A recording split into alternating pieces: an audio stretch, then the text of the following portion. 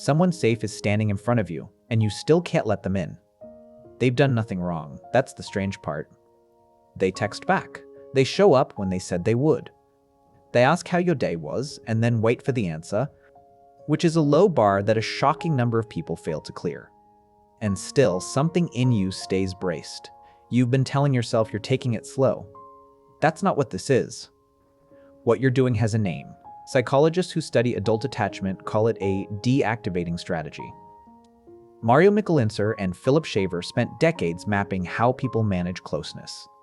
When closeness has been unreliable, and they found something consistent. When getting close to someone has repeatedly ended in pain, the mind doesn't simply become sad about connection, it becomes efficient at avoiding it. It builds a set of moves, keeping conversations light, noticing flaws early, staying just slightly unavailable, and it runs those moves automatically before you've consciously decided anything. Deactivating, as in turning down the system that reaches for people. Here's what matters about that word. It isn't damage, it's a strategy. Somewhere back there, it worked. To understand why it persists, you have to go back further than the relationship you're thinking of. Mary Ainsworth, building on John Bowlby's framework, watched infants and caregivers in a small laboratory room and noticed that children sorted themselves into patterns. Some, when the caregiver returned, went straight to them. Others did something that looked almost like indifference. They stayed with the toys. They didn't cry, didn't reach, didn't look up. For a while, this was read as independence. Then someone measured their heart rates. The children who looked calmest were not calm. Their bodies showed the same stress response as the children who cried, sometimes more. What they had learned was not that they didn't need comfort. What they had learned was that reaching for it didn't reliably work, and that not reaching hurt less than reaching and being missed. Read that again with yourself in mind. You are not a person who doesn't need closeness. You are a person who learned that the reach is the expensive part, and the reach stays expensive long after the person who made it expensive is gone. This is the piece nobody explains. You left. The danger ended. You did the work, you read, you journaled.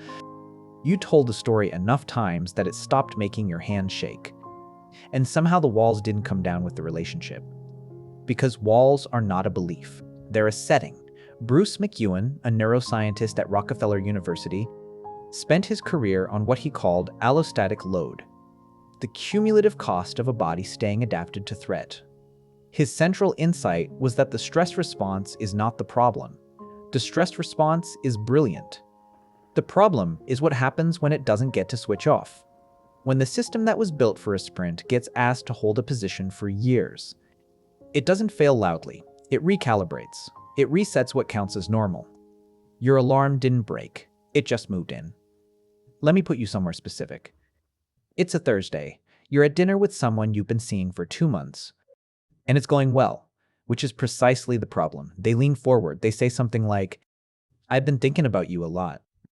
And you watch yourself from somewhere just behind your own eyes produce a small joke. You don't decide to.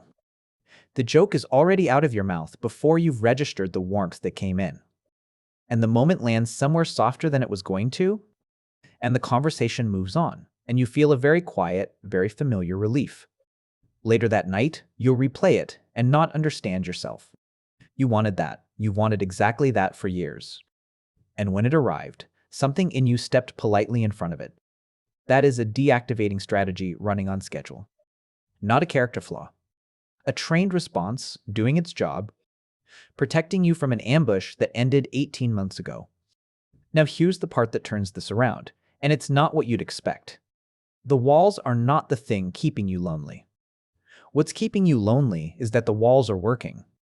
James McEwen at the University of Virginia ran a study where people lay in a brain scanner and were told they might receive a mild electric shock. Sometimes they held a stranger's hand, sometimes a partner's, sometimes no one's. The threat response in the brain dropped when someone was holding their hand, and dropped most with a trusted partner. McEwen's interpretation was that the human brain doesn't calculate threat as a lone unit.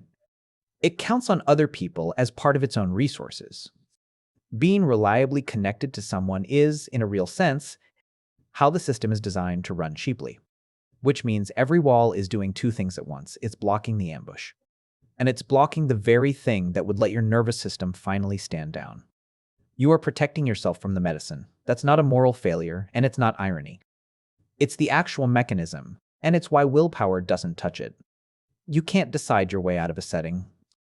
You can only give the setting new information repeatedly until it updates.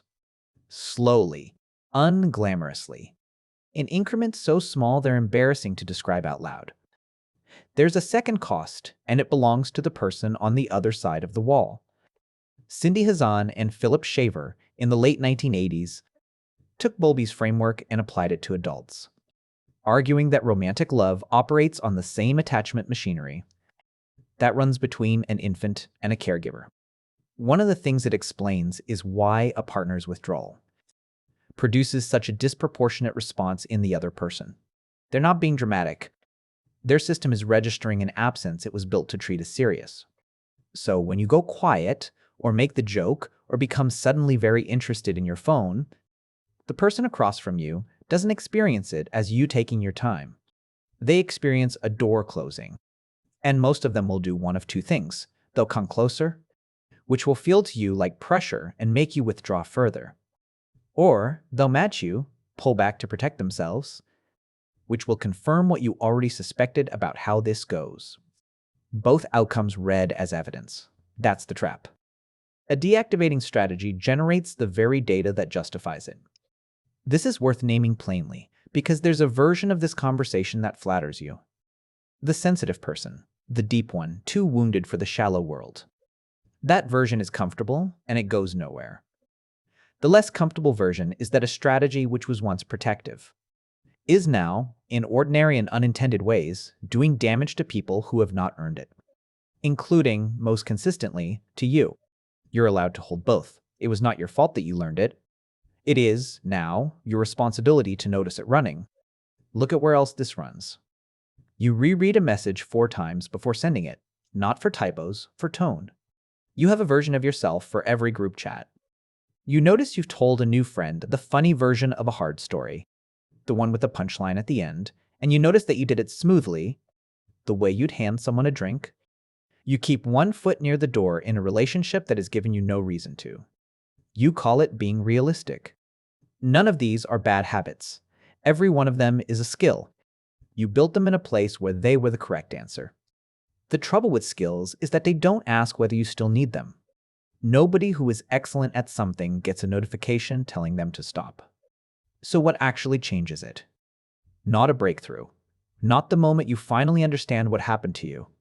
You probably already understand it, in more detail than is useful. And it hasn't helped as much as you were promised it would. What changes? It is smaller and more boring than that.